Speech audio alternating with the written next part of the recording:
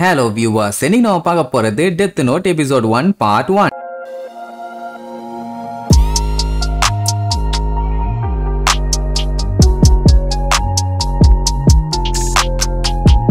Open பண்ணா shinigami ரெல்ம்னு ஒரு இடத்தை காட்டுறாங்க. அங்கதான் ஷினிகாமிஸ் எல்லாம் இருப்பாங்க. கொலை பண்ற பூதங்கள்னு வச்சுக்கங்களேன். அந்த உலகமே பாத்தீங்கன்னா பயங்கர கரடு முரடா இருக்குது. ஆமா, கொலை பண்ற பூதங்கள் இருக்க இடம் வேற எப்படி இருக்கும்? அங்க பாத்தீங்கன்னா ஏகப்பட்ட ஷினிகாமிஸ் இருக்குது. அத்தனையும் அதுங்க பாட்டுக்கு ஜாலியா ரிலாக்ஸ் பண்ணிட்டு என்ஜாய் பண்ணிட்டு இருக்குங்க. சிலது நல்லா படுத்து கொரட்டை விட்டு தூங்கிட்டு இருக்குங்க. ஆனா ரியூக்குங்கிற ஒரே ஒரு ஷினிகாமி மட்டும் அப்படியே பேன்னு உட்கார்ந்துட்டு இருக்கும். அதுக்கு பாத்தீங்கன்னா போர் அடிக்குது. மத்த ஷினிகாமிஸ் எல்லாம் வாடா, ஏன் தனியா உட்கார்ந்துட்டு இருக்க, எங்க கூட ஜாயின் பண்ணிக்க வா, நம்ம விளையாடலாம் சொல்லி கூப்பிட்டா அது கண்டுக்காது. மொக்க போடுறதுன்னு சொல்லிட்டு அப்படியே மொக்கையா உட்கார்ந்துட்டு இருக்கும். இது ஷினிகாமி ரெல்ம்ல இருக்க ரியூக்குவோட நிலைமை. அப்படியே கட் பண்ணி நம்ம பூமியில காட்டுறாங்க. அங்க நம்ம ஹீரோ லைட் யாகமி, அவனை நம்ம லைட்னு கூப்பிடுவோம். அவன் பாத்தீங்கன்னா ஸ்கூல் படிக்கிற பையன். ஆளு பாத்தீங்கன்னா நல்லா பிரில்லியன்டான ஆளு. என்ன எப்ப பார்த்தாலும் தனிமையிலேயே இருப்பான். யாருகிட்டையும் பெருசா எதுவும் வச்சுக்க மாட்டான். அவனுக்குமே இந்த உலகம் பாத்தீங்கன்னா போர் அடிச்சு போய் சப்புன்னு இருக்குது. அது மட்டும் இல்லாம டெய்லி நடந்துகிட்டே இருக்குது. அதெல்லாம் கேட்டு அவனுக்கு வெறுப்பாகுது. இதையெல்லாம் தடுக்க முடியாதாங்கிற ஒரு வெறி. சோ இப்படி ஷினிகாமி ரெல்ம்ல ரியூக்குவும் நம்ம உலகத்துல லைட்டும் ஒரு வெறுத்து போன நிலைமையில இருக்கானுங்கன்னு வைங்களேன். அப்போ ஒரு நாள் நம்ம பையன் வழக்கம் போல போர் அடிக்கிற கிளாஸ்ல உட்காந்துக்கிட்டு அப்படியே வெளியில வேடிக்கை பார்த்துக்கிட்டு இருப்பான். அப்ப பாத்தீங்கன்னா திடீர்னு மேல இருந்து ஒரு நோட் வந்து கீழே வந்து விழும். எங்கன்னா ஸ்கூலோட நடுவுலன்னு வைங்களேன். அதை நம்ம பையன் மட்டும் தான் பார்த்திருக்கான். ஸ்கூல் முடிஞ்ச உடனே அப்படி என்னதான் மேல இருந்து வந்து விழுந்துன்னு போய் எடுத்து பார்ப்பான். பார்த்தா அந்த நோட்ல டெத் நோட்னு போட்டிருக்கும். வாட் கவர் டிசைன் நல்லா பண்ணிருக்கானுங்களேன்ட்டு உள்ள ஓபன் பண்ணி பார்த்தா முத பக்கத்துல சில பல ரூல்ஸ் அண்ட் ரெகுலேஷன்ஸ் எல்லாம் போட்டிருப்பாங்க.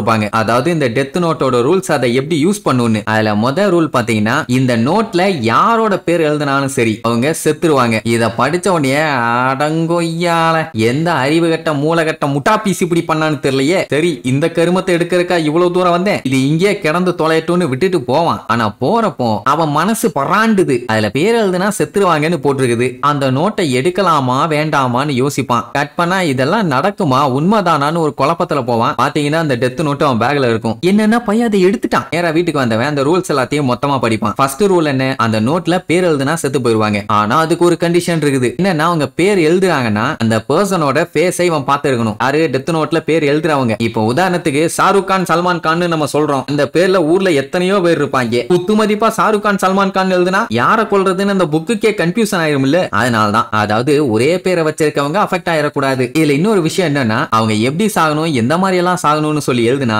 அவங்க 400 செகண்ட்ல செத்துருவாங்க. அதாவது 6.40 செகண்ட். ஒண்ணுமே எழுதலன்னா ஹார்ட் அட்டாக்ல 40 செகண்ட்ல செத்துருவாங்க. ஆனா மொத்தத்துல எழுதிட்டா சாவு உறுதி. எல்லாம் படிச்சு பார்க்கும்போது பீஸ்ஃபுல்லாவும் சாவடிக்கலாம், இல்ல பயம்படுத்தியும் சாவடிக்கலாம். இப்படி எல்லாம் நம்ம கைக்கு ஒரு புக்கு கிடைச்சதுன்னா நம்ம படிச்சு பார்த்துட்டு என்ன சொல்லுவோம், ஏதோ ஒரு பரதேசி பண்ணாட புறம்போக்கு நாய் நம்மள பிராங்க் பண்றதுக்காக இந்த மாதிரி பண்ணி இருக்குதுன்னு சொல்லுவோம். கரெக்டா இல்லையா? அது கிடக்குதுன்னு தூக்கி போட்டு அவன் பாட்டுக்கு வந்து படுத்துருவானா. ஆனாலும் அவனுக்கு மனசு பராண்டிக்கிட்டு இருக்குது. அதுல பேர் எழுதுனா செத்துருவாங்கன்னு போட்டிருக்குது. முட்டாள்தனமா தான் இருக்குது. ஆனா ட்ரை பண்ணி பார்க்கலாமே அப்படின்ட்டு அந்த நோட் எடுத்து வச்சு எழுத போவான். ஆனா இப்ப என்னன்னா டெஸ்ட் பண்றதுக்காக எழுதி எவனாச்சும் நிஜமாவே செத்து போயிட்டானா அது இவனை கொலகாரனா மாத்திருமே. இவன் எழுதி தானே சாகடிக்கிறான், அதனால அதுக்கு பாசிபிள் இல்ல. இப்படி யோசிச்சுட்டு இருக்கும் போது டிவில பாத்தீங்கன்னா ஒரு நியூஸ் போயிட்டு இருக்குது. 6 பேர்த்த கொன்ன ஒருத்தன் ஷிஞ்சுகு அப்படிங்கிற பிஸியான ஷாப்பிங் டிஸ்ட்ரிக்ட்ல ஒரு 8 பேர்த்த ஹாஸ்டேஜஸா புடிச்சு வச்சிருக்கான். அதுவும் ஏதோ மால் போல. அதுல பாத்தீங்கன்னா குழந்தைகளும் இருக்காங்க, டீச்சர்ஸும் இருக்காங்க. பெரிய ஸ்டூடெண்ட்ஸ்னா கூட பரவாயில்ல, டே கேர் ஸ்டூடெண்ட்ஸுங்க. புடிச்சு வச்சிருக்கிறது யாருன்னு பாத்தீங்கன்னா இந்த 42 வயசு மலமுலிங்கி மகாதேவன். போலீஸ் எல்லாம் கஷ்டப்பட்டு நெகோசியேட் பண்ணிட்டு இருக்காங்க. ஏன்னா உள்ளுக்குள்ள குழந்தைகளும் டீச்சர்ஸும் இருக்காங்க. அதுவும் சின்ன குழந்தைங்க, எப்படியாச்சும் காப்பாத்தணும்ல, அதனால கொஞ்சம் பொறுமையா ஹேண்டில் பண்றாங்க. அதை பார்த்த உடனே நம்ம பையன் கரன்னு எழுத ஆரம்பிச்சிருவான். இன்னும் அவன் போட்டோ பிளஸ் அவன் பேரையும் சொல்லிட்டாங்கல்ல, யோசிக்காம எழுதிட்டான். இவெல்லாம் எதுக்கு உயிரோட இருக்கணும்? மலமுலிங்கி மகாதேவன் எழுதி முடிச்ச உடனே 40 செகண்ட்ல அவன் ஹார்ட் அட்டாக்ல சாகணும், அவ்வளவுதானே. சரி வெயிட் பண்ணி பாப்போன்னு அப்படியே டிவி நியூஸ பாத்துக்கிட்டே இருப்பான். அவங்களும் நியூஸ்ல கதையா சொல்லிட்டு இருப்பாங்க. ஒன்னு நடந்த பாடு இல்ல. ஆட போங்கயா, நினைச்ச மாதிரியே பிராங்க் பண்ணிட்டானுங்க. இதைத்தானே நானும் சொல்லிட்டு இருந்தேன், ஒண்ணுத்துக்கு ஆகாதுன்னு. சரி போய் தூங்குவோன்னு சொல்லிட்டு டிவி ஆஃப் பண்ண போவான். அங்கதான் பெரிய ட்விஸ்ட். என்னடான்னு பார்த்தா திடீர்னு உள்ள இருந்த ஹாஸ்டேஜஸ் எல்லாம் ரிலீஸ் ஆகி அடிச்சு புடிச்சு அரக்க பறக்க டீச்சர்ஸும் குழந்தைகளும் வெளியில பயந்து அடிச்சு ஓடி வந்துகிட்டு இருக்காங்க. புடிச்சு வச்சிருந்தவனை அரெஸ்ட் பண்ணிட்டாங்களா என்ன ஏதுன்னு பார்த்தா அந்த கொலகாரன் செத்துட்டானாமான்னு சொல்றத கேட்டவன நம்ம பயிலுக்கு தூக்கி வாரி போடும். இல்ல இன்னொரு மேட்டர் என்னன்னா போலீஸ் யாருமே சுடல. ஒருவேளை சூசைட் பண்ணிருப்பானா என்னாச்சுன்னு தெரியலையே. சடனா கொலாப்ஸ் ஆகி வந்துட்டான். என்னாச்சுன்னு அரக்க பறக்க இங்க எல்லாம் செக் பண்ணிட்டு இருக்காங்க. நம்ம பயிலுக்கு அவங்களுக்கு ஒரே குழப்பம், ஒருவேளை இது கோஇன்சிடென்ஸா இருக்குமோன்னு. அந்த டைம் அவங்க அம்மா, ஐயப்பா லைட்டு என்னப்பா இன்னும் லைட் எரிஞ்சுக்கிட்டு இருக்குது, நீ இன்னும் டியூஷனுக்கு போகலையான உடனே இந்த கிளம்பிட்ட மம்மி அப்படின்ட்டு அரக்க பறக்க அந்த டெத் நோட்டை எடுத்து உள்ள வைக்கிறான். இது உண்மையா இருக்குமா என்ன ஏதுன்னு. ஏன்னா இவன் பேர் எழுதினவன் அங்க செத்துட்டான். ஆனா எப்படி செத்தான்னு தெரியல. அதனால பையலுக்கு டவுட். டிவில இன்னும் சொல்லல அவன் ஹார்ட் அட்டாக்ல தான் செத்தான்னு. அதனால இன்னும் ஒரு டைம் டெஸ்ட் பண்ணிடுவோம். மேபி